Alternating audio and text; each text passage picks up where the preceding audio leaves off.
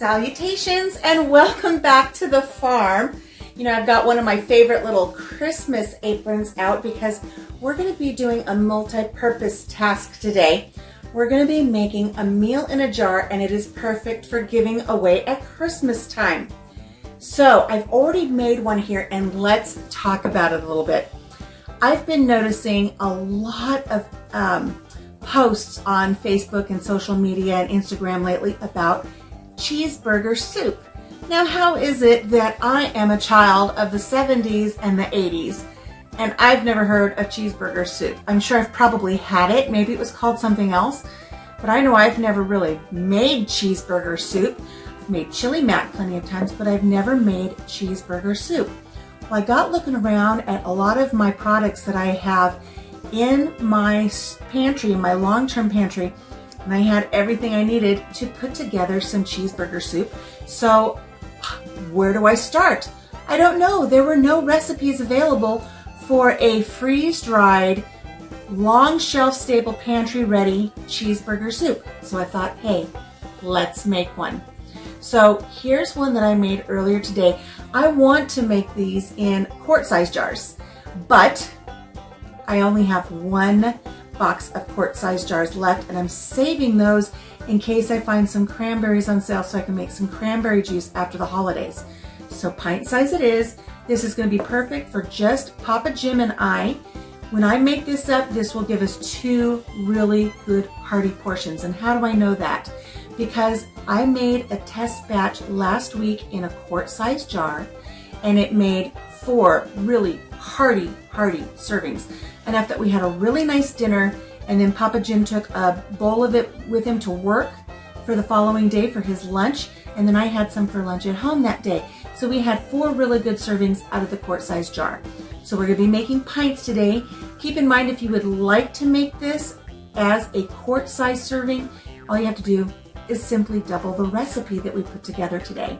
So grab your jars, grab a funnel, grab some measuring spoons. I have half teaspoon, and tablespoon available today. And I have, rattle, a 1/4 cup measuring cup. So grab your jars, make sure they're clean and very dry. They have to be completely dry before you do this. Also, get your vacuum sealer out or your O2 oxygen absorbers if you want to use those so that these will be shelf stable. Once you get them all put together and get them on the shelf, they're going to be good for 10+ years. So it's perfect for putting away for, you know, those times where maybe you're not feeling well and you need to put together something simple and quick. Maybe you're out of power, maybe you're on a grid down situation and you're able to heat some water on the campfire and then make this. All kinds of great ideas that you can use it for, okay? So, and they make great gifts. You can gift this as well. So let's get started. I've got 3 jars here that have already been washed, and they are thoroughly dry, 100% dry. Let's move this baby out of the way. We'll discuss that a little bit here. And I'm just gonna start building these, and I encourage you to gather your supplies and make some with me. Now, the majority of these products are available either through Hoosier Hill Farms or through Augustin Farms. Whatever I put in here, I will try to find a link so that you can get these products as well and get them into your long-term pantry and then make something that's usable. There's nothing worse than buying a bunch of number 10 cans and not knowing what to do with them. Well, here's a really great recipe for it. So let's get started. We're gonna start with our hamburger. Now you're probably wondering, I don't even know what you're talking about. How are you gonna do this?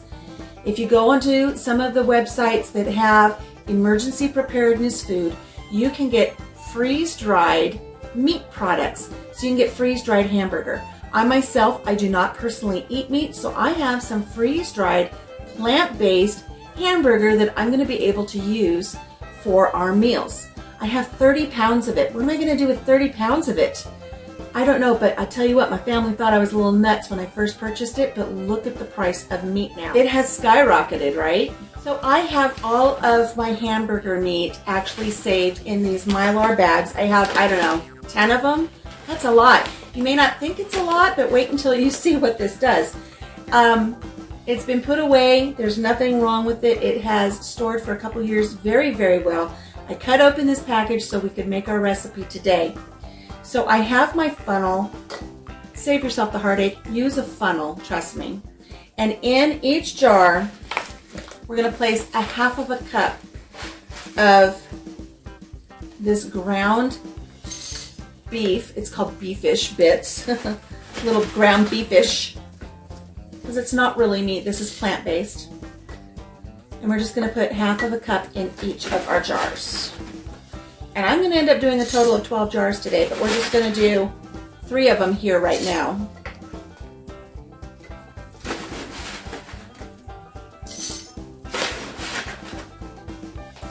Here we go, and that's it. I still have a lot of hamburger stuff left over, but I'm going to be making more. So let's set this aside, and we're just going to kind of just like shake our jars a little bit so they can flatten out a little bit there. Next, we're going to be adding some diced potatoes that have been dehydrated. You can get these from Augustin Farms and many other websites where you can get some dehydrated preparation long-term storage food. So let me get my potatoes. They're right here. And these are diced potatoes. And we're going to add a half a cup too. So since this is my quarter cup, and they're not heaping, they're level.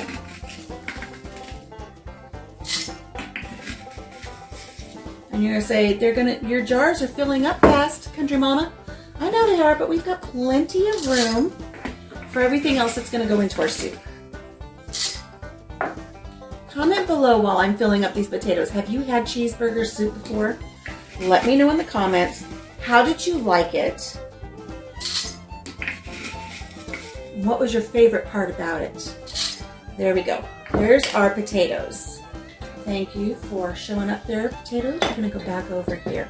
And once again, we're just going to kind of shake these jars so that everything is nice and level. Okay, moving on. We have dehydrated carrots. I got these from Augustin Farms. And I have, I don't know, 2 or 3 number 10 cans. What am I going to do with all those carrots?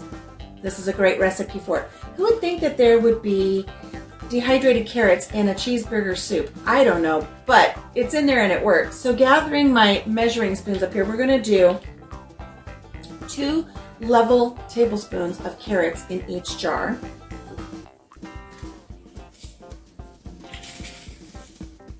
One, 2. You may not think it's very much, but once this gets reconstituted and turned into a soup,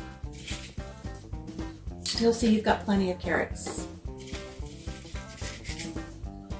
1 and 2.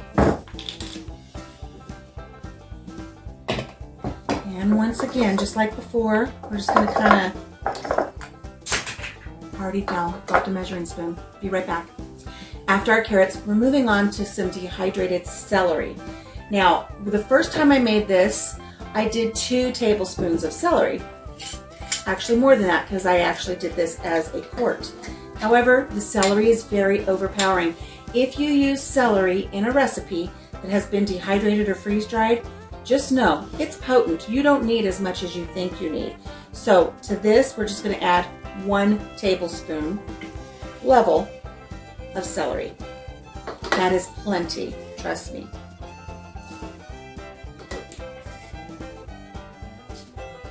There we go. This is so simple, it's coming together so quickly. Next we have dehydrated minced onion. And like I said, I will try to put a link for all of these ingredients in the description box below. So here is just a level tablespoon of onion in each jar. Now keep in mind these are wide mouth jars. If you use the small mouth jars, the regular mouth jars, it might be short, just a little bit of room as you get closer to the top, so keep that in mind. Thank you, onions, for showing up. You're going to go over here. And again, we're just going to kind of level everything out. There we go. Next is 1/2 teaspoon of dried basil. Comment below, do you say basil or basil? Let me know. Everybody has their own thing, right? So this is 1/2 teaspoon, and don't be heaping. I mean, basil can be pretty overpowering. You don't even really need a full half teaspoon. You could do a quarter if basil's not your thing. I say basil, by the way. And then next we have some dried parsley. So dried parsley, we're gonna put in 1 teaspoon. Parsley is good for your digestion, for an upset tummy. Adds color to your meal. Really nice to have. And for these little amounts, I'm not using my my funnel, but just kind of give this a nice little shake. There we go. Now next is bouillon. Now this one here I've made with a bouillon cube. I have some vegetarian veggie bouillon cubes. I bought them a long time ago. I figured I'd use them up and put them in my soups. However, I'm gonna mix that up a little bit. I'm gonna do some bouillon. Let me grab those. Pardon my reach. Here's the thing about using these bouillon cubes. You can use bouillon cubes, bouillon powder. You can use chicken or beef, entirely up to you. If you have a good enough memory to remember that this is in your jar with the wrapper on it, when you go to dump it into your pot to reconstitute everything, that's wonderful. I'm proud of you. I am not that good. I can tell you right now, I'm gonna forget that I've got bouillon in there that is wrapped in foil, and then I'm gonna end up cooking it. And I don't want that. So you can take your bouillon out, and you just pop it right there in your jar. You don't have to do anything with it. You can use the bouillon powder if you're able to get that. Like I said, either chicken or beef. But what am I gonna do with these other two? Well, I'm glad you asked, because with the other two, I'm gonna use my homemade vegan bouillon powder. Now this is not a vegan meal, but it is meat-free. So if I want to use any type of chicken flavored or beef flavored bouillon, I can add this, I can add the cubes that I just showed you here, or they have a really good bouillon that is made out of veggies. It's veggie based and it's better than bouillon. You can get it in those other flavors, the beef, mushroom, chicken, and you can add it while you're cooking it. Don't put it in your jars because it's not dehydrated. It is a paste. So just think about how you want to add your bouillon. Just remember, if you don't add it in your jar, you're going to need to add it later, or else you're not going to have the good flavor profile. Say that 5 times fast. Flavor profile. So this is some chicken stock that I made up. I like to warm this up on days that I'm not feeling well with some hot water and just sip on it. It's very soothing, but I use it for recipes as well. And I'm just going to put 1 tablespoon in each of these jars right there.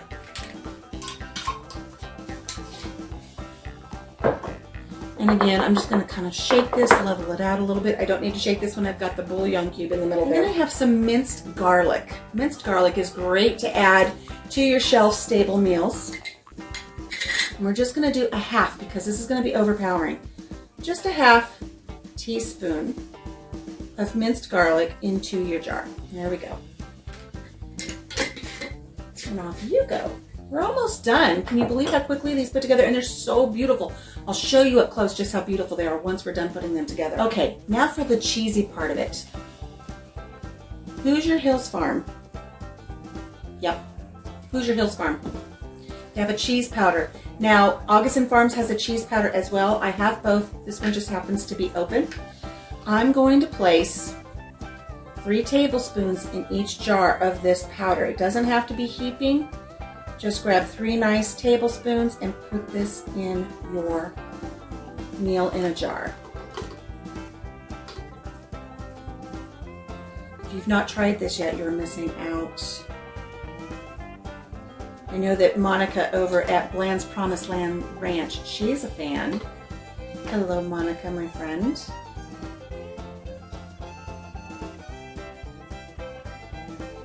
Okay, there we go. There's our powder, our cheese powder. Put you right there.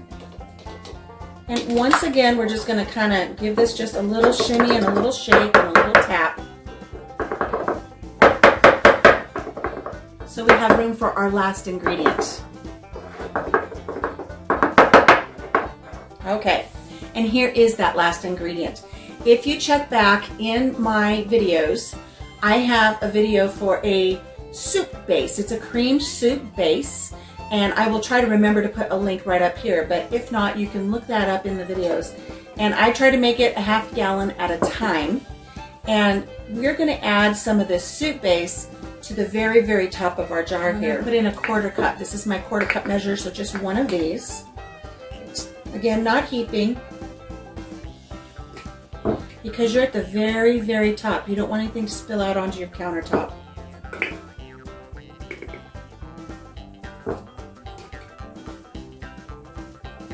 Now, if you look at your cheeseburger soup mixes, not mixes, but recipes online, you're going to see it says you have to have flour and milk and all that. Your milk powder is in here, not powdered milk, milk powder. Again, you can get this online. I'll put the links below. And it has everything you need in it for a thickening agent, so it will thicken up your soup just fine. Everything you need is in this base right here. So again, just kind of level this out. Now I've got a little bit of room on top. I'm just going to get my tablespoon here. I just want to top it off with this cream soup base as much as I can. Oops, a little bit of a party foul, just a little. And here we go. This base has so much good stuff in it. Check that video out. You'll thank me later. And it's not my original recipe. I did get it from another channel, and I give them credit in the video that I make. I think it's Our Little Homestead. Okay, there we go. There's our 3 jars of this beautiful cheeseburger soup. Now, what you want to do is you want to wipe off the rims real well with a dry paper towel. Go ahead and put your lids on, and then use your vacuum sealing machine to go ahead and take the air out of this. I'm going to do all that later once I get all my jars done. Or you can put your O2 packet in. Just remember, when you open these and go to cook them, remember to take the O2 packet out, okay? But for now, we're just going to get these finished up. And I'll come back and I'll seal them up later. And I'll bring the camera in and show you just how beautiful these are. So let's talk cheeseburger soup, shall we? What you want to do with these is when you're ready to prepare them, dump all of the contents into a saucepan or stock pot and take 2 jars of boiling hot water and pour it over the entire contents of this jar in the saucepan. Dump this out, 2 jars of water, boiling hot. And then put a plate over the saucepan so that can just kind of sit and reconstitute for about a half an hour. Don't cook it right away because your potatoes and your carrots aren't going to cook all the way through. It's going to take a long time. Eventually they'll get there, but do yourself a favor, start this a half an hour before you need it. Let it sit, and then on a medium to a medium-high heat, cook it until everything starts, getting that consistency of a really nice soup. If you want it a little thicker, you can add some actual cheese to it. You can add Velveeta cheese. You can add some shredded cheddar cheese. You can add some half and half. You can add a little bit of a block of cream cheese. That's a nice thing to add to it as well. And then once it's ready, then serve it up in a bowl. And we're going to come back with another video. We're going to make one in another video. We'll come back and we'll serve it up and show you how we serve it up. But then when you serve it up, you can add some more cheese on top. You can add some hamburger buns that you've diced up and put into your toaster oven to make nice little croutons on top for the hamburger bun. You can put French fried onion strings like you put in your green bean casserole. You can sprinkle those on top. They're delicious. You can add some cut up pickles. I mean, this is, after all, a cheeseburger soup. You can put pickles. You can just drizzle a little bit of barbecue sauce on top if you like that. Now, I do want to tell you that the difference between this and making the hamburger soup from fresh, store-bought ingredients that have not been dehydrated or freeze-dried. When you do your vegetables with that, you're going to saute and brown and cook your meat and everything, so you are going to get a little bit of a different profile on your flavors. But these have their own flavors. It holds its own. It's a nice, hearty, delicious meal. There's nothing wrong with it. And if you're in an off-grid situation or you just want something quick, they are the bee's knees.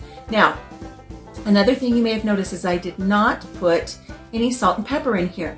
That's because a lot of these things will already have some salt content in it, that some salt profile. It doesn't necessarily mean it has salt, but it's going to be salty and savory. So hold off on your salt until after you cook it, and then test it, taste it, add your salt, add your pepper. A nice little thing would be to maybe add just a little sprinkle of red pepper flakes. That would be nice. I might add some in one of these and just see how that goes. But once you get everything sealed and you're ready to put them away, make sure you get a label and label these what they are, because trust me, you'll forget. You'll start making so many of these meals in a jar, you'll forget what they are. So label it. This is cheeseburger soup. And then also on the top of the jar, put how you prepare it, what you need. I always just put 1 jar plus 2 jars of H2O. That's all I put on it, okay?